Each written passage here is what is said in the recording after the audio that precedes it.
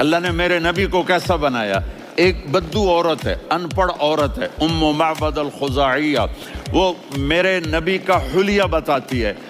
آپ کو ترجمہ کر کے سناؤں گا، لیکن آپ الفاظ کا ردم اور الفاظ میں میوزک وہ آپ سب محسوس کریں گے.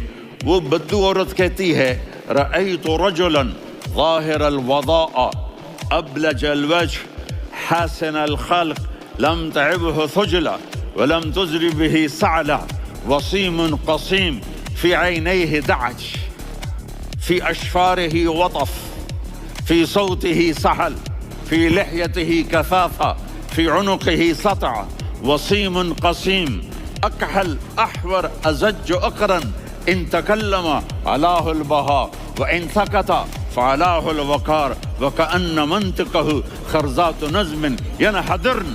اللہ، پتہ چلا کہ الفاظ کا ردم. وہ کوئی بولو تو صحیح، کیا ردم ہے. اب ترجمہ سنو. وہ کہتی ہے اپنے خامند کو کہ ابو معبد، ایک شخص آیا تھا، مجھے یوں لگا جیسے 14ویں کا چاند کپڑے پہن کے زمین پہ اتر آیا ہو. سبحان اللہ، کیا کہے. انتہائی خوبصورت، انتہائی حسین و جمیل، پیٹ نکلوا نہیں کہ بدصورت ہو جائے. کہا اتنا خوبصورت تھا کہ سر سے پاؤں تک حسن اس کا غلام تھا، خوبصورتی اس کی باندھی تھی، اور میں جدھر سے دیکھتی تھی مجھے حسن ہی حسن نظر آتا تھا. اور جب میں اس کے چہرے پر دیکھتی تو میری آنکھ نہیں بھرتی تھی، میرا جی چاہتا تھا میں دیکھتی جاؤں دیکھتی جاؤں دیکھتی جاؤں، میرا دل نہیں بھرتا تھا. کون؟ وسیم. وسیم اسے کہتے ہیں جس کو دیکھنے سے دل نہ بھرے. قسیم، جدھر سے دیکھو حسن ہو، اسے کہتے ہیں قسیم، کہ اس کی آنکھیں بڑی موٹی. احور، ادعج، اشکل، انجل، ابرج، اہدب، یہ سب میرے نبی کی آنکھوں کی تعریف ہے. ان 5-6 الفاظ کا ایک مطلب ہے کہ اللہ نے کائنات میں ایسی حسین آنکھ کسی کی بنائی نہیں تھی.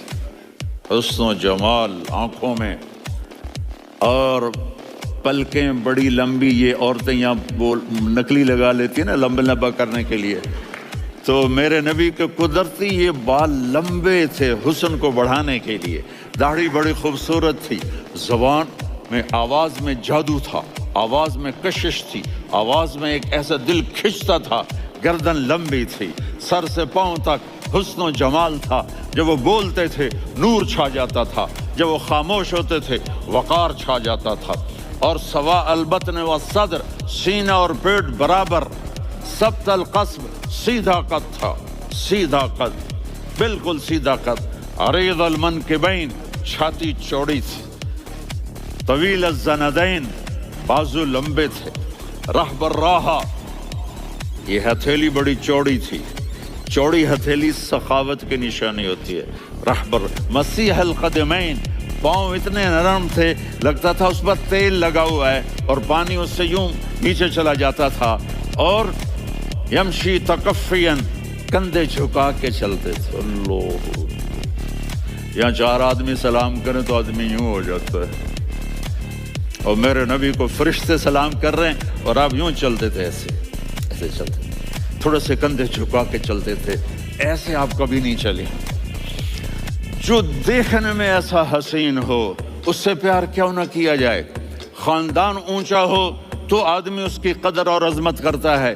میرے نبی کا خاندان کیا ہے؟ میرے نبی نے فرمایا اللہ نے آدم کی ساری اولاد سے عرب کو چنا، عرب کی ساری اولاد سے مضر کو چنا، مضر کی ساری اولاد سے قریش کو چنا، قریش کی ساری اولاد سے ہاشم کو چنا، اور ہاشم کی ساری اولاد سے اللہ نے مجھے چنا. میں سب سے اعلیٰ خاندان کا ہوں، عالی نسب ہوں. میرے اللہ نے میرے 10 نام رکھے ہیں. میں محمد، میں احمد، میں ماہی، میں حاشر، میں عاقب، میں فاتح، میں ابو القاسم، میں طٰہٰ، میں یاسین. ان سے پوچھو. میں ایک مثال دیتا ہوں. محبت ہوتی ہے نا، چھوٹا بچہ گود کا، میرا چاند، میرا دلارا.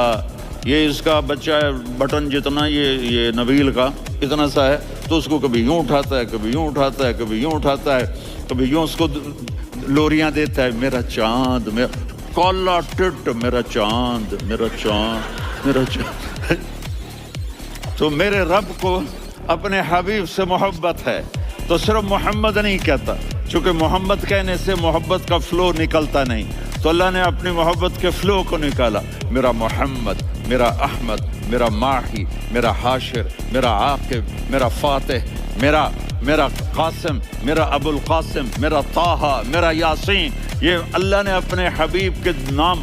اور پھر قرآن میں جاؤ، شاہد، مبشر، نذیر، داعی الی اللہ، سراج منیر، رؤوف، رحیم، عزیز، حریص، مزمل، مدثر، یہ اللہ نے پورے قرآن میں سارے نبیوں کا نام لیا، یا عیسیٰ، یا موسیٰ، یا یحییٰ، یا ابراہیم، یا نوح، نام لے کر پکارا، لیکن اپنے حبیب کو ایک دفعہ بھی یا محمد نہیں کہا، بلکہ لقب سے پکارا، یا ایھا النبی، یا ایھا الرسول، یا ایھا المزمل، یا ایھا المدثر۔ میرے رب نے اپنے حبیب کو ساری نسلوں میں سب سے اعلی نسل بنایا۔ اگر اپنے نبی سے پیار نہ کریں تو کس سے پیار کریں؟